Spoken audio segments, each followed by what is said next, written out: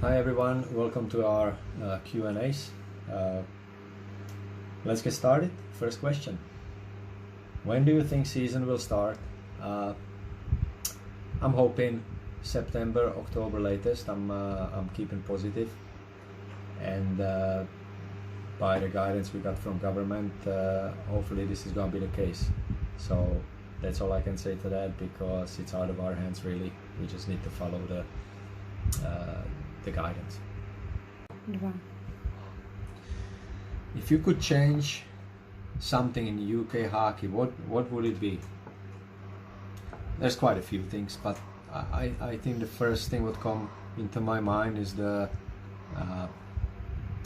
competition level. Competition level means have a competitive games, have more games. At junior level we got 18 to 20 games. Would be nice to have 40. Senior level as well as junior level, at least with under 15s, under 18s, and senior level have a proper playoffs, whether it would be best of 3, best of 5. I understand there's not enough ice time, but have some kind of playoff run, so we actually live that playoff run. That time, this is the time where you develop the most, this is the time what you will remember the most, when you learn most, the pressure, the excitement, all of that. I think that would be great. That's the thing I would change to start with. So next question here is, do you have any plans for courses in either Vyshkov or Scotland? I mean camps. We do, obviously this summer we can't do anything, but next summer we're planning to go back to Czech Republic. I think it's a good thing, to have a camps abroad. It brings that different element. It brings that little bit of we can touch our professionalism. Kids are on their own. They have to look after themselves outside the ring. So I always find it really beneficial. We've been doing it for years and years. We had a little break in between, but now we started again. So we definitely, there's something we're looking into it. Scotland, I must be honest, I never thought about it. I never thought about to do any camps outside of Slough, to be fair, but you never know. That's actually a good question. That may be something to think about for future. Next question. Most of your off-ice work is based around anaerobic exercises. Do you think there is any benefit to aerobic training at any age group? Of course. Aerobics, that's a fitness, that's a cardiovascular training. You have to do it, but sometimes you do it without even knowing you're doing it. Okay, it could be little games, it could be anything. But the reason why I'm doing anaerobics mostly is because our sport is, especially nowadays, we're sprinters. We're sprinters on the ice, and all that work needs to be based on anaerobic fitness. That's one thing. The other thing is, obviously, when you do anaerobic exercises, the body uses all sorts of sources of energy in the body, not just 1 or 2 or 3 different sources. As a glycogen, oxygen, as such, it's all together. Can you get fitter by doing anaerobics? Of course you can. And like I said, it's closest to our sport. We're always in oxygen debt on the ice, whether we're battling, whether we're sprinting, whether we're shooting. Okay, so that's the reason why we're focusing more on anaerobic exercises. Next one here. Do you agree with GB ice hockey teams advertising for coaches?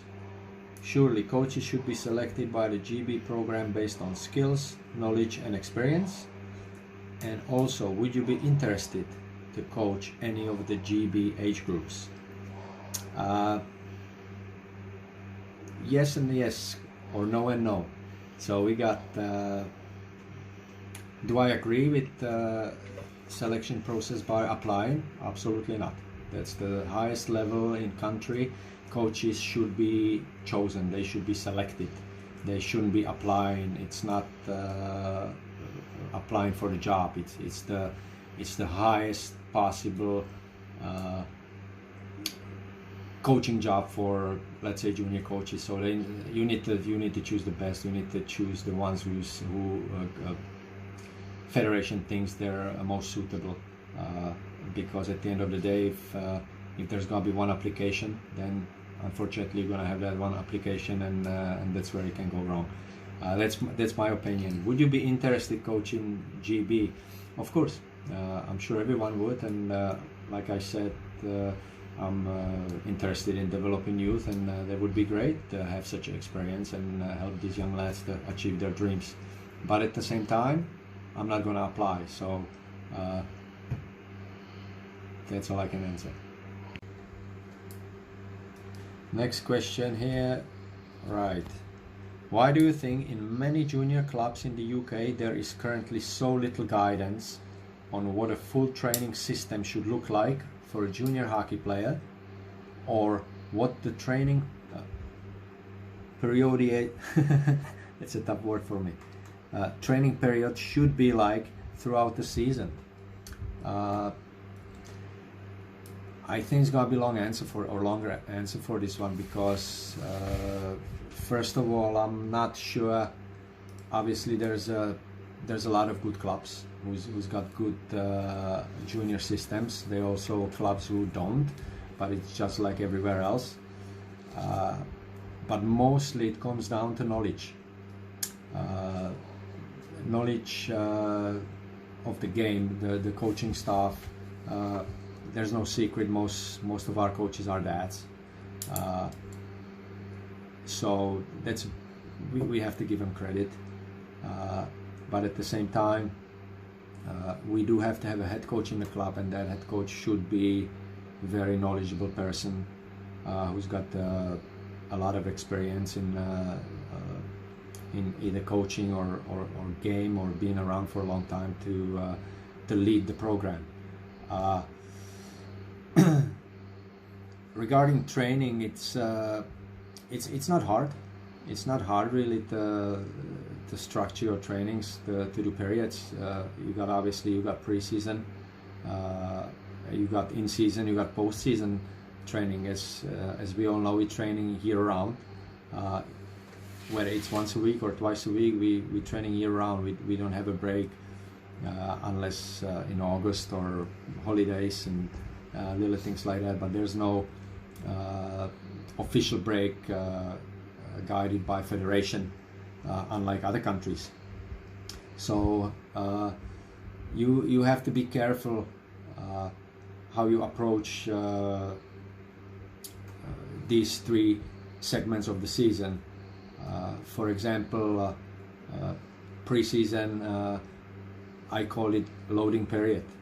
That's where you get your strength, that's where you get your speed, that's where you get your stamina, that's where you get your agility, that's where you get your explosiveness, all that kind of stuff, because you want to get better than you were last season. Then you come into in-season. Obviously we got a lot of things to think about. We got games, we got trainings on the ice. We don't have as much opportunity to go outside and do these things, but we got gyms. We can't do it as a team. Us at SLA, we're doing it as a team, or we're trying to do it as a team as much as we can. That's again, that's something you have to do on top of your working hours. And again, it's up to each individual club and each individual coach how much he wants to put in, but it is possible to do this type of trainings.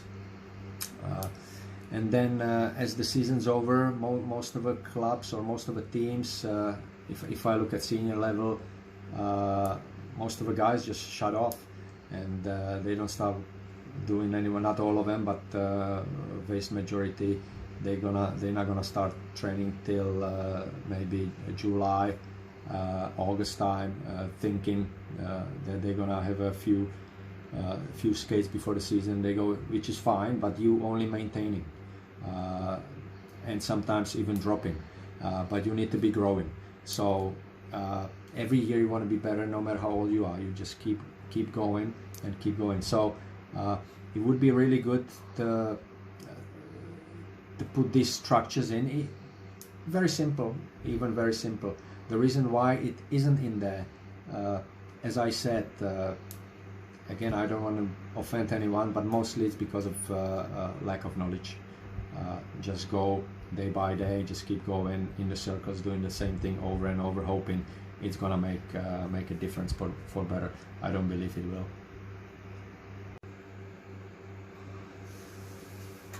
Right, okay. Why don't more clubs adopt your approach of developing young players, often preferring import players or older, experienced British players? Do you think it's a good idea to limit imports to Elite and NIHL Nation League, which will result in more chances for British young players in NIHL 1 and 2? That's a good question. It's a tough question. Elite League, obviously they hold the majority of the team is import players. You got few young players there. Some of them play, some of them don't. It's always hard to see. But to answer this question,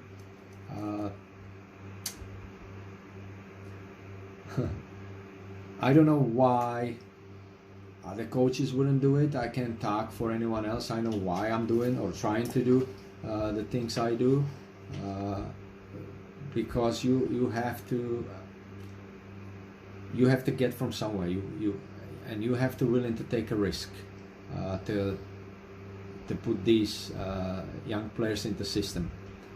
You can't rely on older and experienced players every season, because at the end of the day they're gonna get older, they're gonna retire, and you got no one else to bring in.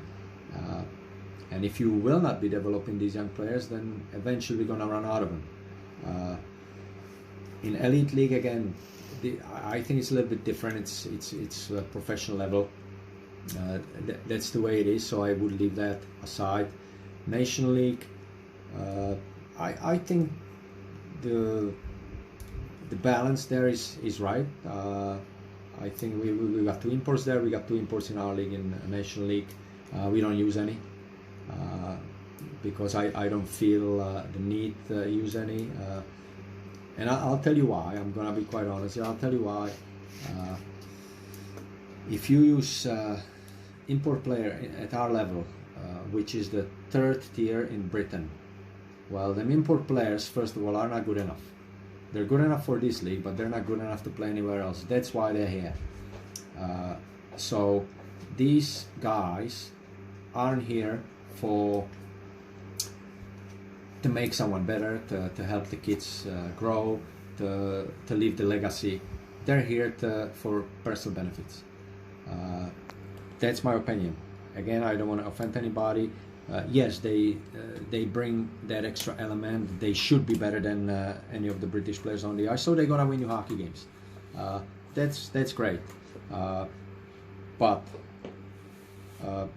all in all, I don't think 2 guys in general make that much of a difference or major difference in a team. That's a 2 kids you could have given opportunities, and maybe they would be in the same shoes as them imports, especially when you see young imports here. You know, they got no experience. Some of them just skate a little bit better. Some of them are very lazy from what I've seen, and it doesn't bring the it's not a great example for the youngsters, because they're looking up to them. You know, you come from different country, they're looking up the imports, and then you see the import player doesn't back check, and then young British kid will ask, well, he doesn't, why do I have to? You know, so that's the way it is. But older British players, I would still have them in there, because they've been going through the system. They started exactly the same way as our youngsters. Some of them are really good with them, you know, helping them out.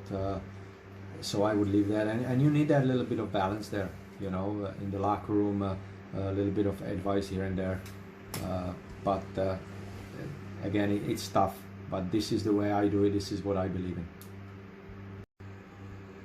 Next question, that's an interesting one. If you could go back in time and give 16-year-old Lukas Smital any advice, what would it be? Well, for those who know me, work harder. You know, I always believe there's more. There's whatever you give, there's always more. So probably work harder. I wouldn't be able to say work smarter, because when you're 16, you don't know much. And believe it or not, even though I'm coming from Czech Republic, or back then it was Czechoslovakia, before the break, we didn't have much guidance, really. We didn't have much coaching, or as much coaching as, for example, we're trying to give our slow guys in here. It was just different, you know. We were on our own, and so working hard was really the way to get somewhere, and hoping for the best. So probably working hard, and maybe sometimes as a teenager you don't listen as much as you should. You know, you always know better. So definitely take more info into my head, and all the advice, if I was given any, or when I was given any, and take it from there. So probably those two things. Next one here. You are known for developing young British talent and feeding them through into senior hockey. Why is your approach so successful? Is it? Again, it depends how you measure success. Okay, for me, success is, for someone, success is win games. For me is a little bit more than winning the games. You know, it's again, you can touch on development, the approach of the players, or the players' approach to it. Where we struggle here massively, I think it's trusting the process. That's the biggest key I'm fighting with. It's we take in we overcoming these hurdles a little too quick. We don't stick to that process, really. So being successful is, I'll give you an example here.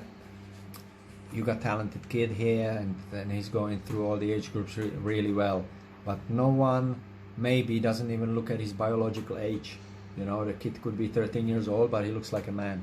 So you might be successful because you develop in him, and he's playing really well, and you know, he doesn't pass the puck. You know, and we often see it because he's stronger, he's faster than anyone else. But it is because of his biological age. You know, so all these little kids, sometimes they get pushed aside, and everyone kind of pays attention to this kid to some extent. They just tell him, get out there, bat, and score the goal, but they don't really coach him. They don't give him advice, and if they do it, depending what type of the player and what kind of character the kid is and family, he may listen or he may know better. I'm sure we all been there. So for me, that would be unsuccessful, no matter how good the kid is.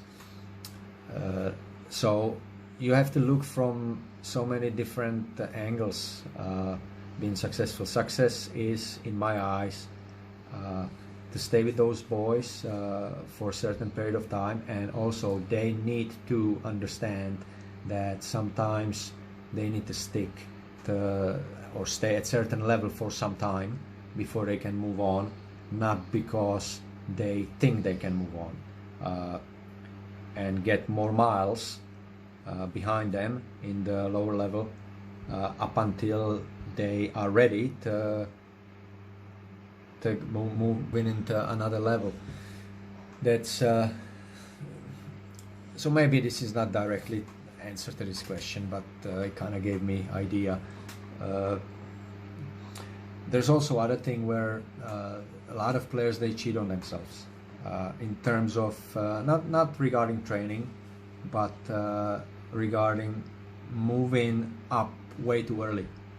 You know, for example, my objectives, we know what level we are playing, and I would never have a player with me who's growing every year really well, and I tell him, oh, you need to stick around another year because you're gonna win us games, and you're gonna score 700 points a season, and everyone's gonna be happy. Absolutely not. That kid needs to go up, but you don't want to move up to the level unless you're ready to move up to the level.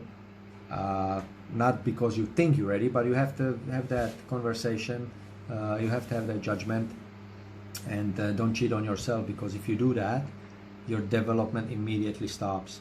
So you might still be successful in that higher level, but you never reach the heights you would reach if you stayed for that another year or two to gain that valuable experience. Example is, you can't if you always not looked at as a first, second line offensive threat, you go to higher league and play on a third line grinder, you're not developing, you're struggling, you know, because it's different game. So so that's not success, but success is to try to keep them plugging away and do it the right way and get them ready to go when they're ready. Next one here, I think it's a little bit personal here.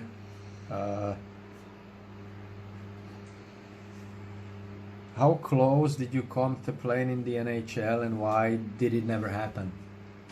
There are so many factors.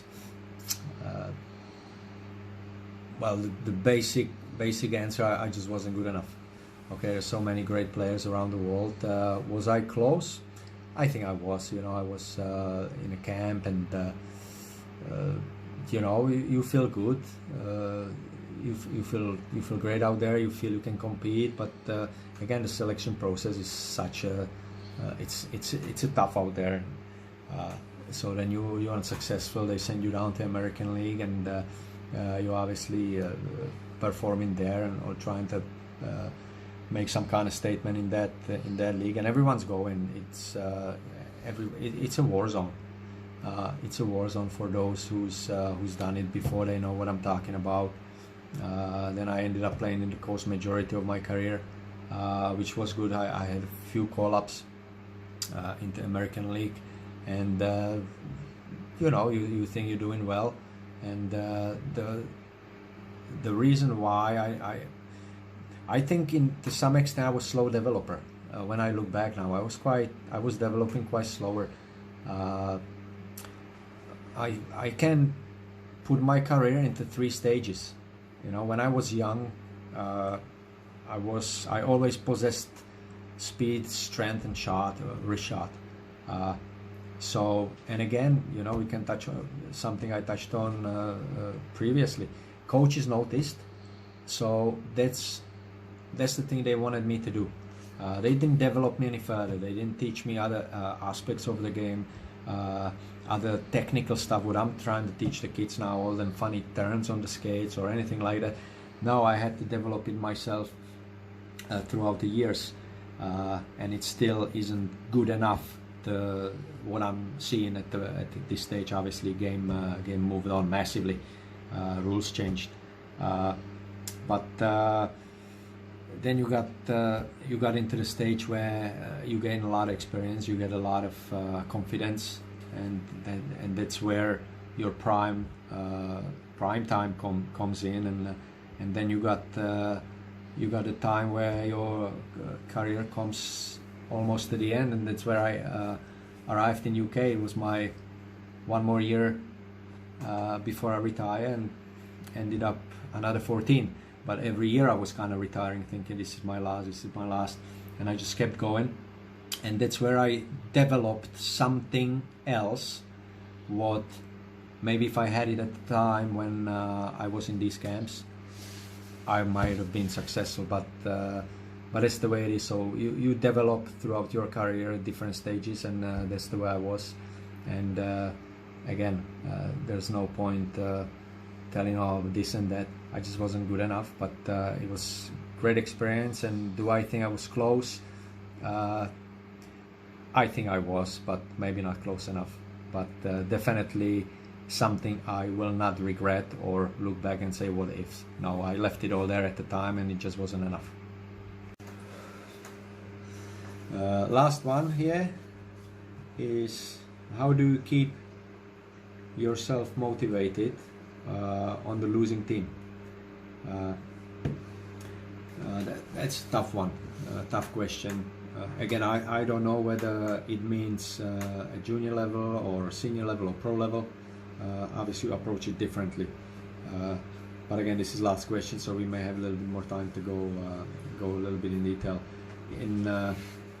In junior level, especially young age groups, under 9s, under 11s, in my opinion, the results shouldn't really matter. So you just need to have fun. You know, them kids need to have fun. Yes, you lose, you probably kids get upset, and within an hour they snap out of it and they move on.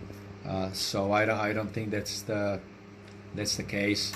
And then we get into the older age groups, 15s, 18s, and maybe verge of senior level. That's where kids starting to understand that you're playing for a poor team, and there's two ways to look at what type of player you are, whether you leader or whether you passenger, whether you glory hunter, where okay, we got bad team, so I'm gonna join the better team, so I got more fun, so I can have more success. It all depends on the character, how you're brought up. As such, mostly what we see in nowadays, and I believe it doesn't help, it's where kids, even they're unsuccessful or they lose the game, they get praise, they get trophies, finishing 7th, they get medals, so everybody's happy. So it leaves that little bit of I wouldn't say scar, but it, that's something you expect every time, and all of a sudden you go into the level where you lose, and that's it, and you don't get anything, and you don't know how to deal with it. So again, it's very hard to answer it as it is, but from my perspective, how I dealt with it. Obviously, for most of you know, I've been around coaching EPL level, and we were last place. We didn't have finances to bring in a good team. We mostly used young players, but we weren't experienced enough to compete with top teams. And you have to do a job every day, and it's hard. So I was always thinking, I need to be the one to make a difference. I want to make that difference. I want to bring it up, and hopefully someone will follow. And again, you kind of have to trust the process. That's in big leagues, kind of building a franchise, building that success. Nothing happens overnight. You go from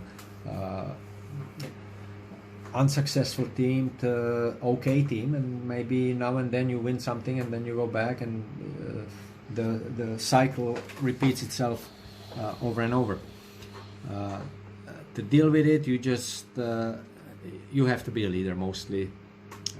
You have to be motivated. You have to enjoy the game. You have to have a character, not point fingers, because and the coaches who's watching, it's always somebody else's faults. Sometimes it's never the player's fault, but you got also players who admit their mistake, and they're the ones who can deal with in these situations, with situations like this very well, and they're the ones who's gonna get surrounded by more and more, and you become successful. So that's part of the game. That's part of the careers. That's part of life.